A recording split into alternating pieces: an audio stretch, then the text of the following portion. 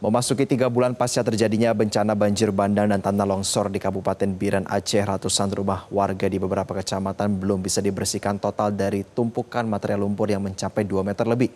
Untuk mempercepat pembersihan, Menteri Dalam Negeri sekaligus Ketua Satgas Percepatan Rehabilitasi dan Rekonstruksi Pasca Bencana Sumatera, Tito Karnavian berencana akan menerapkan pola gotong royong yang berbasis padat karya tunai atau cash for work untuk membersihkan rumah-rumah warga yang belum sanggup dibersihkan selama ini.